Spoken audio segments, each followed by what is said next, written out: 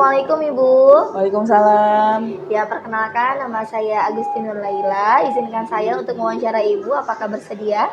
Boleh, silahkan Ibu. Ya, sebelumnya silakan Ibu untuk memperkenalkan diri terlebih dahulu. Baik, nama saya Lilis Nurhasanah. Saya salah satu pengajar di SDIT Mumin Kreatif, jenjang kelas 4. Oke. Sejak kapan Ibu mengajar di SDIT Mumin Kreatif? Sekitar 5 tahun yang lalu, tepatnya di tahun 2020, saya mulai mengajar di SDITMK. Berarti cukup lama juga ya? Ya, lumayan. Mengapa Ibu memilih menjadi seorang guru? Memilih menjadi seorang guru, kenapa ya?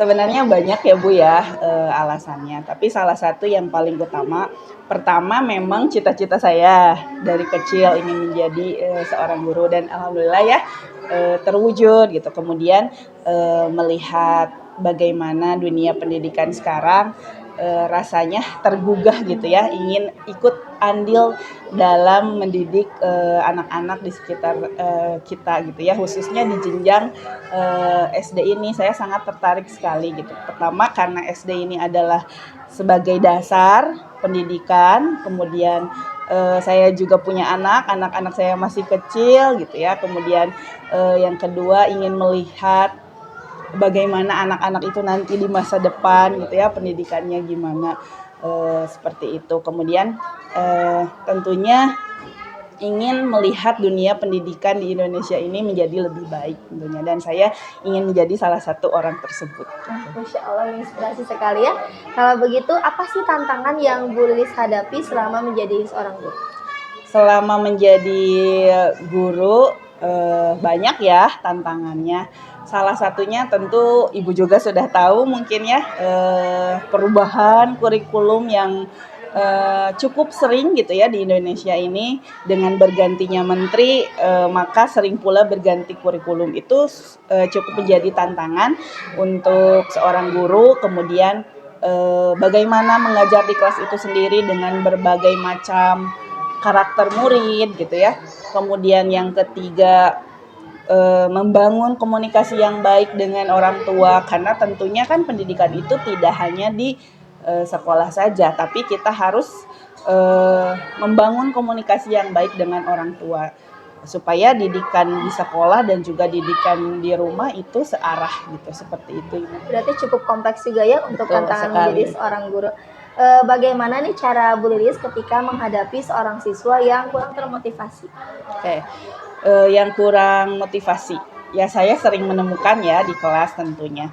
Hal yang paling pertama kita harus lakukan adalah cari tahu dulu penyebabnya. Karena tentu kita tidak akan bisa membereskan masalah tersebut gitu ya kalau kita tidak tahu akar masalahnya apa gitu ya.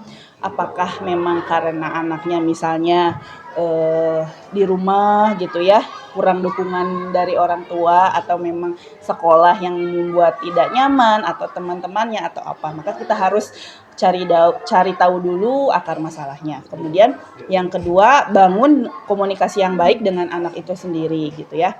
Kemudian yang ketiga, setelah kita tahu gitu ya, coba terapkan metode belajar yang variatif. Siapa tahu metode yang selama ini kita terapkan tidak cocok dengan anak tersebut, makanya anak tersebut kurang motivasi belajarnya.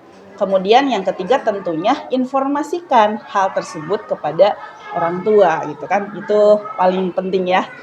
Karena kalau kita sudah berusaha tapi orang tua tidak tahu gitu ya apa yang menjadi masalah anak tersebut, itu juga kurang lengkap rasanya.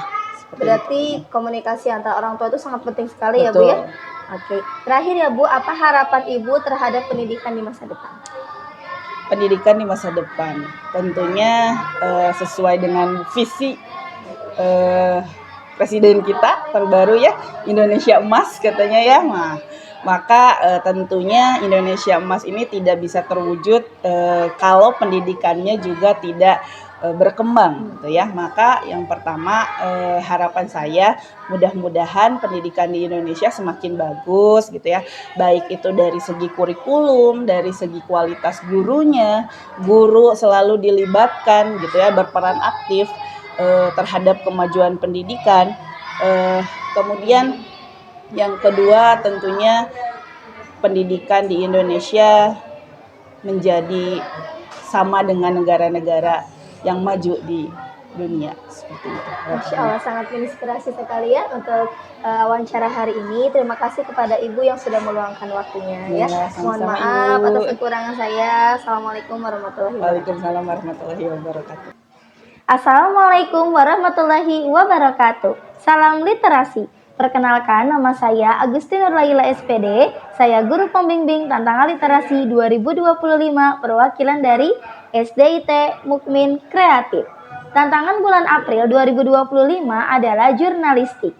Pada kesempatan ini, saya ingin menyampaikan hasil wawancara yang sudah saya lakukan.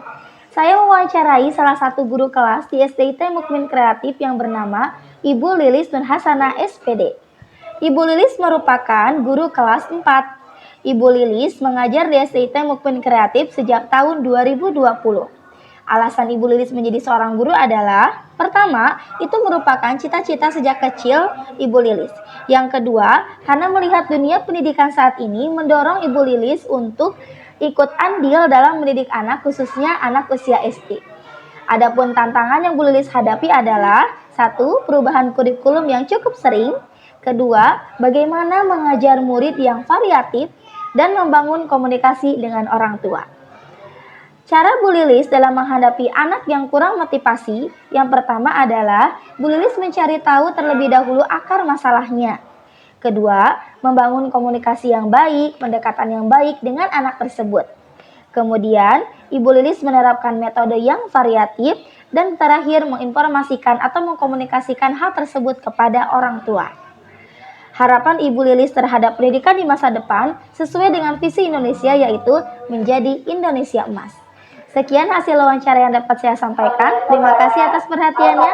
Wassalamualaikum warahmatullahi wabarakatuh.